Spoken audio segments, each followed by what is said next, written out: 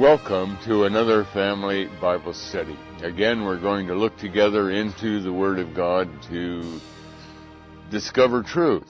Oh yes, every time we open the Bible with a desire to be obedient to it, we know that we will discover truth. And isn't it wonderful that God has given us His Word for us to ponder and to live by? Now, we have finished the book of Hebrews, and we have decided to look for a while into the book of Jeremiah. Jeremiah. It's a fairly long book. It is a book that occupies a great many pages of the Old Testament. There actually are three prophets that God particularly featured in the Old Testament, although there are many prophets, but there are three prophets, are Isaiah, Jeremiah, and Ezekiel.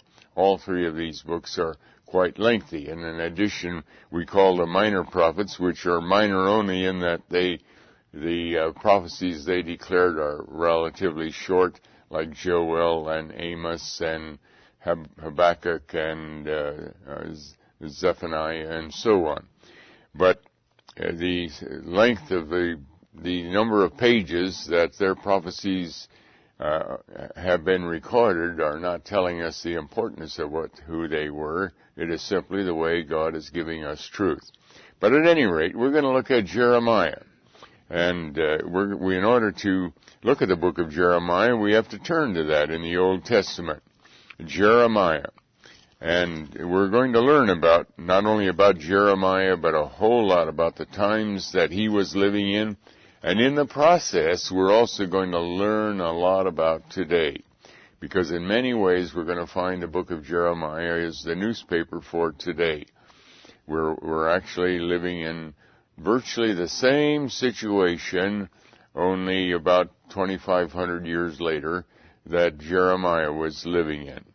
The book of Jeremiah opens up with the first verse of chapter 1, the words of Jeremiah the son of Hilkiah of the priests that were in Anathoth in the land of Benjamin, to whom the word of the Lord came in the days of Josiah the son of Ammon, king of Judah, in the 13th year of his reign.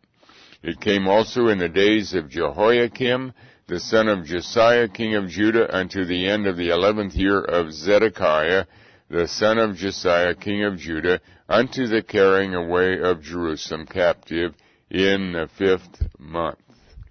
Okay, well, that tells us a whole lot about the timing when Jeremiah is writing. He began to write in the 13th year of Josiah and continued all the way until Babylon conquered Jerusalem in the year 587. And actually the 13th year of Josiah we will find is the year 627 BC, and he prophesied till 587, and a little bit beyond that, because after that he also prophesied after some of the remnant that had been left in Jerusalem had gone into Egypt. But essentially his prophecy had to do with the 40-year period from the 13th year of King Josiah until the time when Jerusalem was completely destroyed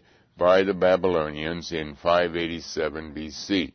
By God's mercy, He's given us a calendar, a very accurate calendar of these events in the Bible, and we are able to tie these into our modern calendar of today so that these dates we can be quite certain of. Now, in order to get a picture of the situation, we have to go back to 2 Chronicles and learn a little bit about what is happening in the days of Josiah. Notice he began to, he was called to prophesy in the 13th year of Josiah. And when we go back to 2 Chronicles, we find that these were very important days. We go back to 2 Chronicles chapter 34. fact is that the grandfather of Josiah was a very wicked king, Manasseh. A terribly wicked king.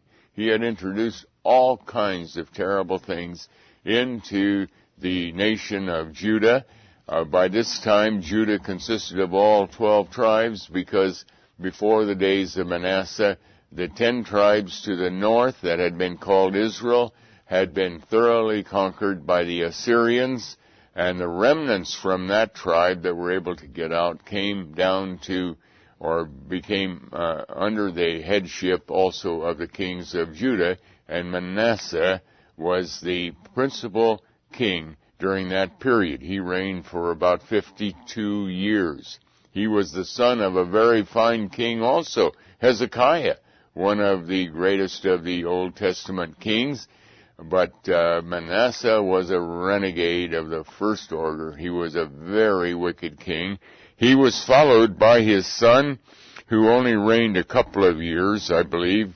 Let me see. His son Ammon was just reigned 2 years, and then his grandson Josiah began to reign, and he was a very young man. The Bible tells us how old he was, 8 years old. But he was the heir apparent, and so he was the next king.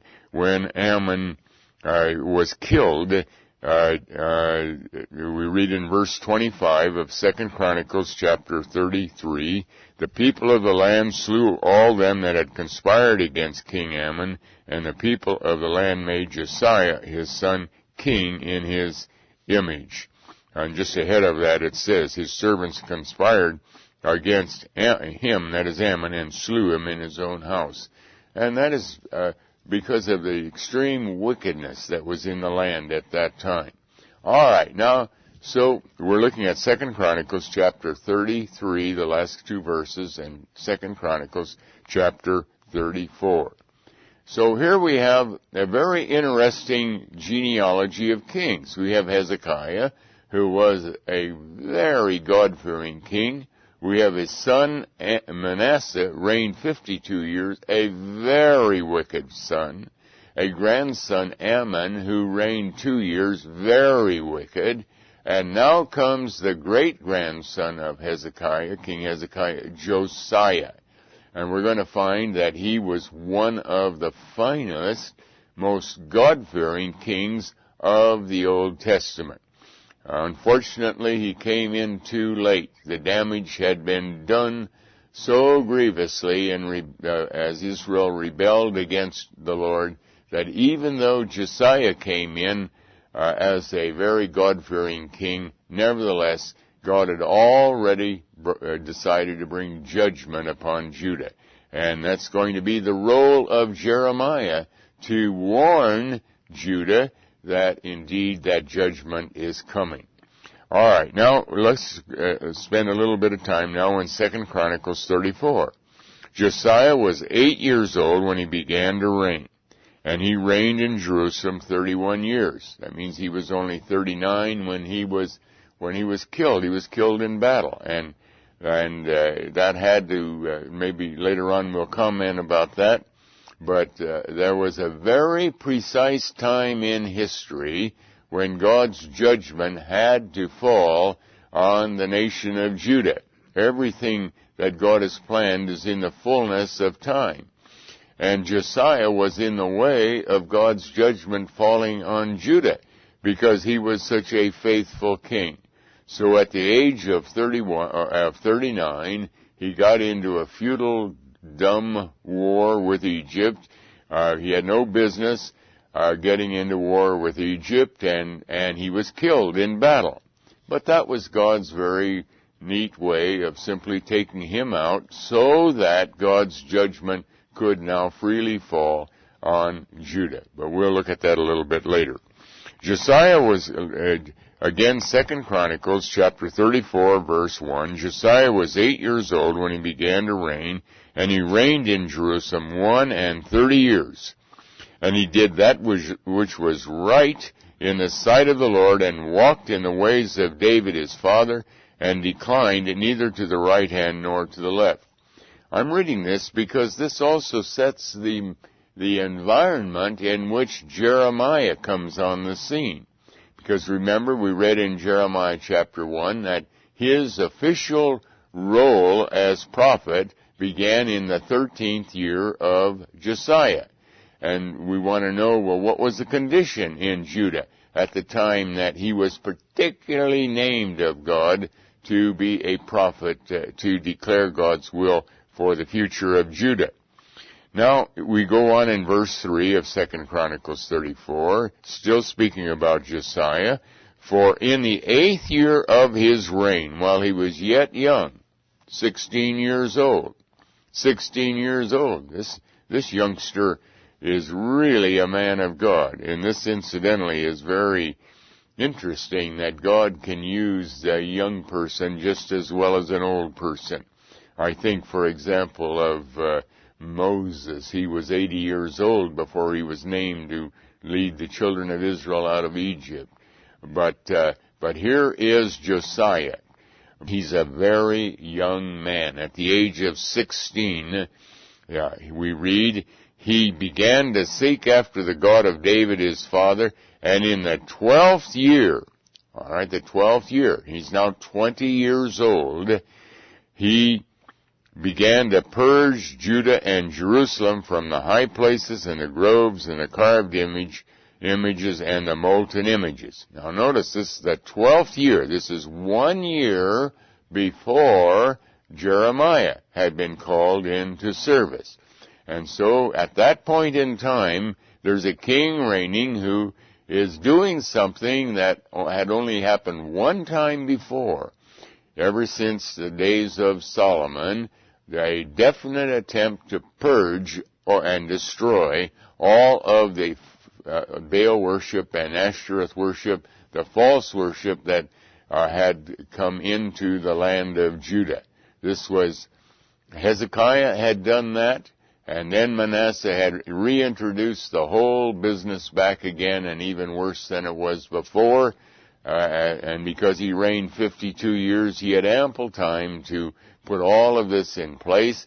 Now comes Josiah, a young man, 20 years old, and God has so laid his hand upon him that he is beginning to immediately, or at 20 years of age, to destroy all of the high places. And verse 4, they break down the altars of Baalim in his presence, and the images that were on high among them he cut down, and the groves and the carved images and the molten images he brake in pieces, and made dust of them, and strawed it upon the graves of them that had sacrificed unto them, and so on.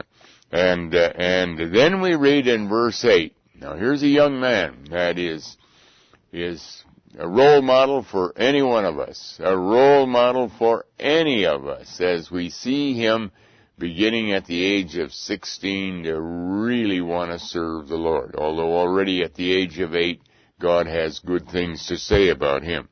Now, in the 18th year of his reign, now again, I keep that Jeremiah passage in view. The 18th year would have been after Jeremiah had received the call 5 years earlier. Remember, he received the call in the 13th year of Josiah, and now it's the 18th year.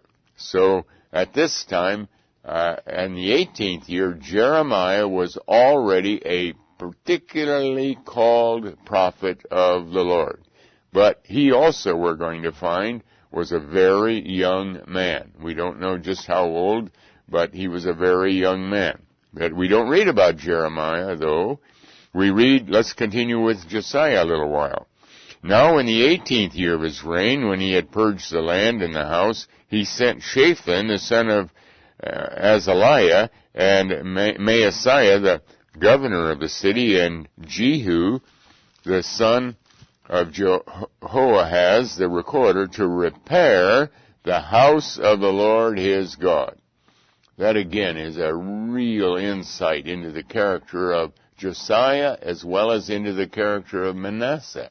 Manasseh had allowed the temple to be desecrated and to be broken down, and There were no repairs made. And so now in the zeal of Josiah, as in his zeal, he sends men to make preparation to repair the house of God. Now this is going to be a very, very important action, as we're going to find. And when they came to Hilkiah the high priest. Now remember when we looked at Jeremiah chapter 1, it said Jeremiah, who was of the priests of Anathoth. Incidentally, Anathoth was a little village that was about 3 miles northeast of Jerusalem at that time. But it says he was the son of Hilkiah. But God nowhere in the Bible ties Jeremiah to this Hilkiah. In fact, he doesn't tell us any more about the father of Jeremiah, except that we know that here is the high priest, Hilkiah, who's ministering at the time that in the 18th year of Josiah, Jeremiah could have been a young man, 20 years of age or 21 years of age, something like that. He was still a very young man. And Hilkiah is the high priest. So there's a likelihood, a very strong likelihood, that Jeremiah was the son of the high priest Hilkiah. And let's find out what kind of a man he was. And this also tells us again something about what is happening as Jeremiah is ministering in the book of Jeremiah. When these men came to Hilkiah the high priest, they delivered the money that was brought into the house of God, which the Levites that kept the doors had gathered of the hand of Manasseh and Ephraim, and of all the remnant of Israel, and of all Judah and Benjamin, and they returned to Jerusalem. In other words, they took offerings from all the tribes that were still identified with Jerusalem. It included Judah and Benjamin and remnants of Manasseh and Ephraim and anything else that was left over after the Assyrians had conquered the 10 tribes to the north. And they put it in the hand of the workmen that had the oversight of the house of the Lord, and they gave it to the workmen that wrought in the house of the Lord to repair and amend the house. All right, and then we read in verse 12, and the men did the work faithfully. Then we read in verse 14. Now we have another insight into what is going on. Verse 14, 2 Chronicles 34. And when they brought out the money that was brought into the house of the Lord, Hilkiah the priest found a book of the law of the Lord given by Moses. Now, that tells us about the extreme spiritual declension, or how bad the spiritual situation was in the days of Josiah. They did not have a Bible. Can you imagine that? Can you imagine that? And here is Josiah that has come to reign, and the Bible had disappeared. It had disappeared. It was in the temple. Remember, everybody wasn't literate in that day as we are today. The priests were literate, and they would read what was in the scribes would read what was in the copies that they had, and there were only a few copies, to the people of Israel. But apparently in the days of Manasseh was so wicked, as the temple was desecrated, the Bible was lost. Now, this tells us something about the mercy of God. Here is Josiah.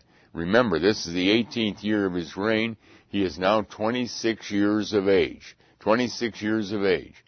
For the last 10 years, he has given evidence of really being a child of God. It wasn't because every morning he read a portion from the Bible. It wasn't because he was studiously reading the Bible. It was God's mercy. God's mercy that And remember, his father was a wicked man. His grandfather was the very essence of wickedness. Manasseh was his grandfather. He reigned for 52 years, and he certainly didn't learn anything from Manasseh. So how did he learn? We don't know. The Bible, it doesn't tell us. Surely there were a few faithful scribes, a few faithful priests. Certainly Hilkiah, the high priest, from what we read about him, appears to be a man of God, and perhaps his father was Hilkiah and taught him just in a verbal way, not with a written word. At any rate, here they found a copy of the Bible. Now, their Bible, of course, wasn't like our Bible. It was the law of Moses. Probably what they found was the first 5 books of the Bible. That's what Moses had written. There may have been more to it, but at least they found the first 5 books of the Bible. Then Hilkiah, who obviously must have been a God-fearing high priest, answered, and although again, you wonder, and we can't reconstruct history, but you wonder how a high priest can function without the written word. Now, certainly the customs of offerings and so on had been handed down and had been memorized, and that ritual had probably been ingrained into them, and maybe they had commentaries on the Bible that they had access to. All of that was possible. But Hilkiah also has been operating for years without the written word of God. But he really recognizes the supreme importance of the word of God. Hilkiah answered and said to Shaphan the scribe, I have found the book of the law in the house of the Lord. And Hilkiah delivered the book to Shaphan, and Shaphan carried the book to the king, and brought the king word again, saying, all that was committed to thy servants, they do it. And then we read in verse 19, and here we find the predictable reaction of a God-fearing king to the word of God. Verse 19, and it came to pass, when the king had heard the words of the law, that he rent his clothes. And the king commanded Hilkiah and Ahikam the son of Shaphan, and Abdon the son of Micah, and Shaphan the scribe, and Asaiah, a servant of the king, saying, Go, inquire of the Lord for me, and for them that are left in Israel and in Judah, concerning the words of the book that is found. For great is the wrath of the Lord that is poured out upon us, because our fathers have not kept the word of the Lord to do after all that is written in this book.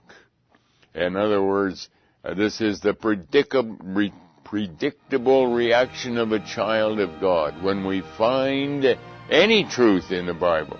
We've come to the end of our time, and so we can't go any further with this program. We trust that you will look into the Bible and read these things we've been talking about. Check it out to make sure that what you are hearing on this program is faithful to the Word of God, because finally, the only authority is the Bible.